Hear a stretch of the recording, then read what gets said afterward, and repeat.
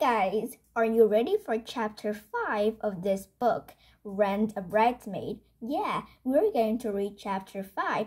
It's so great and fun. And in this chapter 5, we will discover about Maddie's being a bridesmaid at her Aunt Rachel's wedding. And how was it? Is it good or bad? Let's find out about it, and also how Tilly's feel. I think she's feel like envious because she's really want like the raspberry pink bridesmaid dress, right? So let's find out in this chapter 5. Really fun. So I hope you watch this video till the end. Okay, so let's get started. Chapter 5. There were lots of artificial photographs taken at Maddie's Aunt Rachel's wedding, but I didn't get to see them until later. I just saw the photos on Maddie's mobile phone. She smuggled it into school and showed me in the girls' toilet at break time. They were almost selfies. Maddie and her aunt in her white bridal gown, holding her bouquet of deep pink roses. Maddie and her two cousins, all in raspberry pink. Maddie and Lewis and a boy cousin, all of them sticking out their tongues. Maddie still sticking out her tongues and crossing her eyes too. Maddie licking her lips, holding a huge eye cream sundae. Someone else has taken photos of Maddie on the dance floor with a big stain all down the front of her bridesmaid dress. Oh no, you spilled something on it. I gasped. What? Only a little bit. Well, I didn't get any on a skirt. But what's the matter with the skirt? It's all hanging down at the back. It's just the way I'm dancing. Oh no, wait a minute. I was mucking about under the table. In your dress. Shut up. You sound just like my Nan. She was nagging at me all day long, and she kept grabbing hold of me, licking a corner of her lacy hanky, and then scrubbing at my face. Yuck. Anyway, when I got up from under the table, I caught the stupid heel of my pink shoes in the hem of my skirt. So perhaps that's why it's hanging down, said Maddie. Oh, Maddie, you're hopeless. I said, yeah, that's what Nan and everyone kept saying. But Uncle Ethan was laughing at me. He's the one Aunt Rachel's married. He's much nicer than Aunt Rachel. He gave all of us bridesmaid presents. He gave my cousin Lucy and Rebecca a dinky little silver bracelet. But do you know what he got me? A silver Swiss Army knife. Those ones with all the little gadgets. It's seriously cool.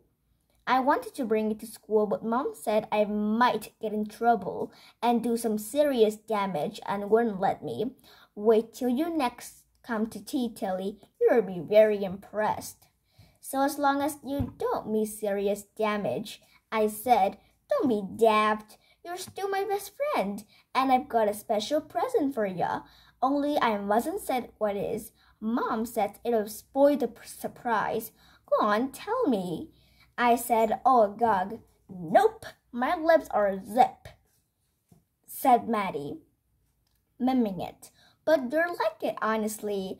I couldn't think what it could be. Perhaps it was a present from the wedding. Amanda has been a bridesmaid at a wedding, and she bought me a little white net bag tied with a white ribbon into school. She said it was a wedding favor. There was a pink and white sausage omelet in her bag, and she shared them with Kathy and me. I wasn't actually that keen on sugared omelettes, but I felt honored all the same. Perhaps Maddie was going to give me another wedding favor, but she seemed extra excited about this present. Maybe it was more than a few sugared omelettes. Maybe Maddie's uncle Ethan has given her a dinky silver bracelet, as well as a Swiss Army knife. I would love a silver bracelet. I became extra excited too. I hope Maddie would invite me to tea that very day, but she didn't. She didn't invite me the next day either, though I told Auntie Sue I was sure she would. I wish she wouldn't keep messing me about. Tilly, your dad says you can go to Maddie's house anytime you want, but it's not very considerate to me. I get your tea and some time for your supper in especially, and at a drop of your hat, you said not coming. You said you're not coming, so it's all wasted. I didn't see how much my tea and supper could be wasted. Tea cakes kept for weeks in the cupboard, and frozen pizza kept for a month in the freezer. Auntie Sue liked to moan just for the sake of it. I wish I didn't have to go to her house. The days I didn't go to Maddie's house, I would absolutely find at home. I could make myself a sandwich and read a book and watch a DVD and draw and color perfectly well all by myself. I tried to remember what it was like when Mom was still with us and she came to fetch me from school. We had whippy ice creams on the way home, sometimes with 2 kinds of sauce and a chocolate flake. We played very loud music and danced. We even dance up and down on the beds. We pretend that we live in Greenland and the duvet was our igloo and Strippy Teddy was a polar bear. Mama gave us a big bar of chocolate and we pretend it was a whale meat and blubber. We laughed and laughed, saying the word blubber all over again. Blubber, blubber.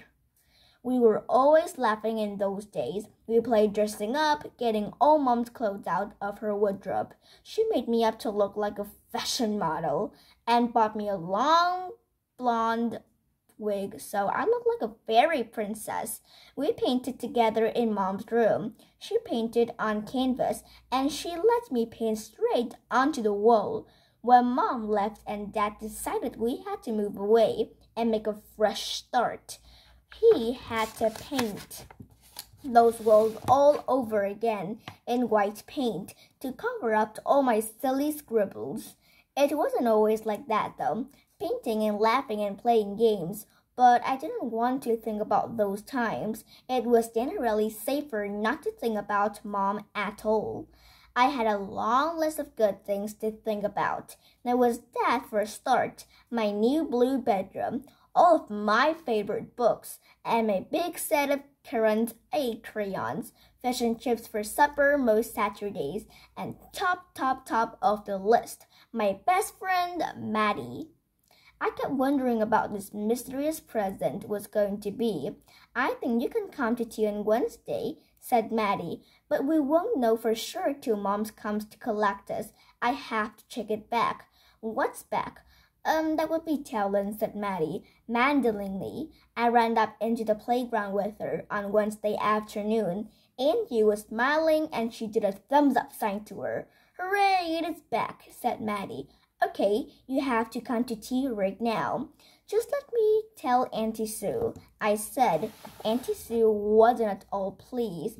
I have told you 100 times, Tilly. You have to give me some warning. If I known you didn't need me, I have gone into town or popped to the garden center or had a cup of tea with one of my friends. But I've made the effort to come and meet you instead, so you must come home with me. You can come to tea with Maddie's tomorrow. Can you still do all those things now? I asked. No, I can't. It's too late in the day, and your daddy wants me to take you home and give you your tea. Yeah, seriously. So stop arguing, dear, said Auntie Sue. She said the word dear as if meant annoying little girl. But Dad likes me to go with tea with Maddie, and he paid you just the same each week, whether you have to look after me or not. I said, don't you dare talk to me like that, little girl, said Auntie Sue, little pink patches standing out on her face. I should have a word with your father. I am not having a 9-year-old lay down the law to me.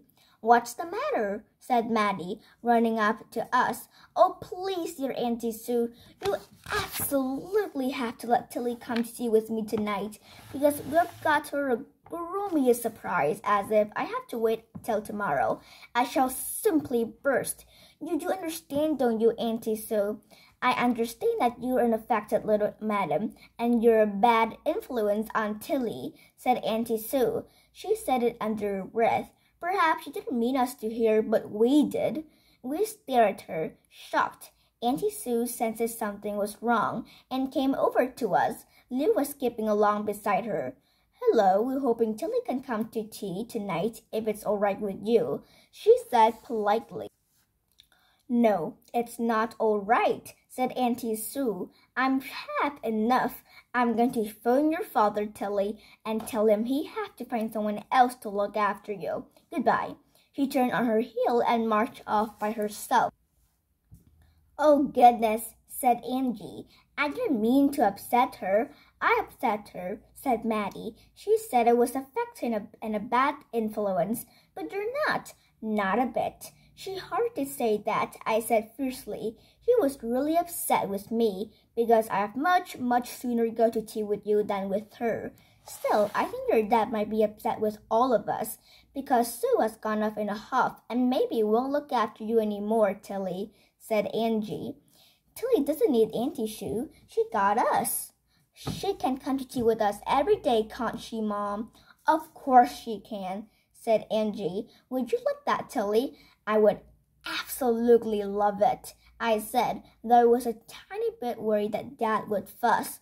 But then I forgot to be worried because as soon as we got to Maddie's home, she said, "Let's give Tilly her present now, Mom. Please." Angie smiled and went to fetch something in a big protective bag. There was a glimmer of pink inside the thick plastic. "Can you guess what it is, Tilly?" Maddie said excitedly. My heart was thumping hard in my chest. Angie unzipped the plastic, and there was the raspberry pink Bridesmaid dress. "Soft and silky and unsullied. I have just collected it from the dry cleaner," said Angie. "They've got that horrible stained off and turned up the torn them. It's as good as new now. We've all wanted you to have it, Tilly, because you look so beautiful in it. You can play dressing up as a princess," said Maddie. "Or if anyone you know is getting married, you can offer to be their bridesmaid with a ready-made dress." "But it's your dress, Maddie. What if you need to be a bridesmaid again?" I asked. "Never, ever again," she said, "and luckily no one in my family will ever ask me now. You had better phone your dad, Tilly, and tell him where you are," said Angie. My heart started thumping all over again.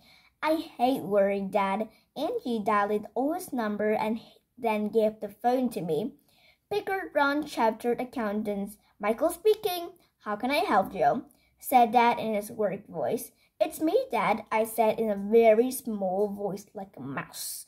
"It's about Auntie Sue." "I know, she's already been on the phone to me. I gather you were cheeky to her," said Dad.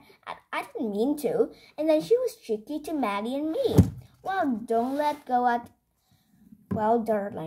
don't let go into it now. I'll come and pick you up from Maddie's house when I get home from work, and then I'll try to find someone else to fetch you from school in the future," said Dad wearily. "But it's all right, Dad. It's all sorted. Maddie's mom said I can go to their house whenever I like." "No, you can't. It wouldn't be fair on them," said Dad. Maddie took the phone away from me. She had been listening to every word. "It will be extremely fair, Sir Mr. Andrews, because we'll love having Tilly to tea," she said. "It's nowhere near as much as fun Gertrude Lewis. Please said she can come every day," she begged. "Well, I have a chat to your mother about it. Please thank her for having Tilly to tea tonight," said Dad. Tilly's dad said thanks, Mom. Maddie called, hanging up. "Come on, Tilly, let's go and play." "And me," said Lewis. Maddie sighed. "Do you have to come too, Lewis? Tilly and I never get to play on our own."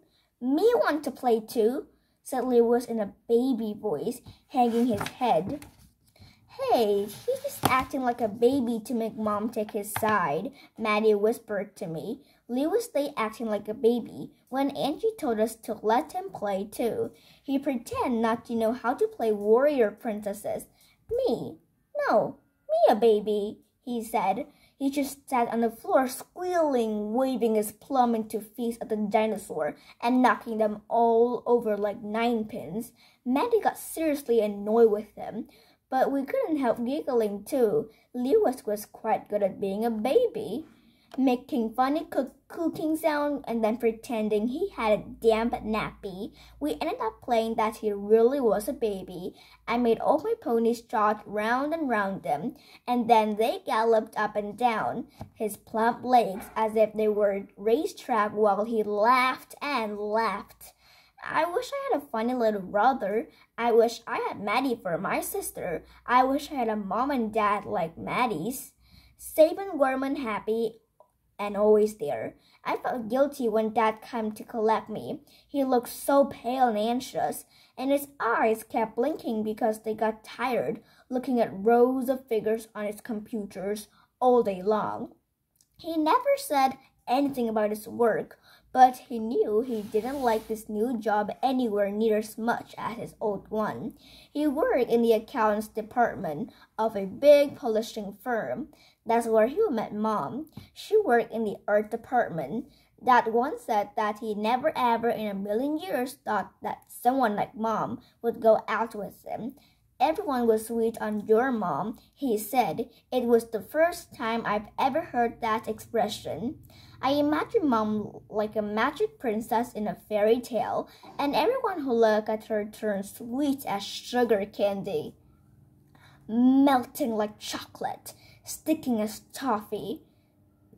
Dad was the strange little frog who came scuttling along, and Mom tersely blew him a kiss, and then he turned into a handsome prince and carried her up so they could live happily ever after. Only they didn't. Dad, I said, and rushed to give him a hug. Now then, Tilly, he said, I don't like to hear that you've been rude. What are you going to do about poor Auntie Sue? She's very upset. That Auntie Sue is horrible, said Maddie. She was rude to Tilly, and she was even actually ruder to me. But you don't have to worry, Mr. Andrews. Tilly can come to tea with us every day now, and it will be magic. That's very sweet of you, Maddie, but we can't possibly impose on your mom like that. Tilly's round here nearly all the time already, said Dad. We love hanging her. Please let her come here, said Angie. Then you must let me pay you properly for your trouble. Of course you can't. Tilly's particularly family. Well, it's very kind of you. Are you really sure?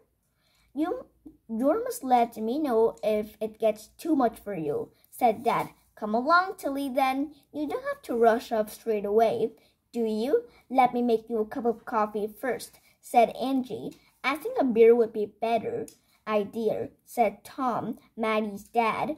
I could tell Dad just wanted to get home, but he smiled bravely and had half of a glass of beer and some crisps, and then a cup of coffee with a homemade chocolate chips cookie. He tried hard to make conversation all the time. I squeezed up on the sofa beside him and snuggled against him. He kept thanking Maddie's parents. It's no trouble at all, Angie said for the 5th time. We love hanging Tilly. She's a very special little girl. You're doing a great job bringing her up on your own. Didn't I, Stephen? If we didn't say a word about Mom not being with us, we madly hoped that no one would notice. Thank you, he mumbled eventually. Well, we really must be going now.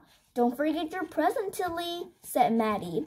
Dad had to be grateful all over again for the bridesmaid dress. I sat in the back of the car with it spread carefully all over the seat in its plastic wrapper. Is it all right if I go to Maddie's house, isn't it, Dad? I asked. Yes, they are a very kind family. I can see you have much more fun there than with poor Auntie Sue, he said. They're very, very kind to give me Maddie's bridesmaid dress. Just wait till you see it on me, Dad. I look almost pretty, he said. You are pretty, said Dad. He was being kind now. I knew it wasn't the slightest bit pretty. I didn't take after Mom in any way whatsoever. But when we were home, I put the dress on again. I truly did feel beautiful. Look, Dad, I called. From the top of the stairs, Dad came and looked. He put his hand up to show his eyes. Pretend to be dazzled. You look like a real princess. You outshine any bride, he said. Dad, do you think I could be a real bridesmaid? Do you know someone who's going to get married soon? Oh, Dad, I'd give anything to wear my dress to a real wedding, I said. So that's all it. That's the end of chapter 5. And the next time I will read chapter 6. It's going to be amazing. Alright guys, so thank you for watching. I hope you really enjoy it. Bye guys. Love you.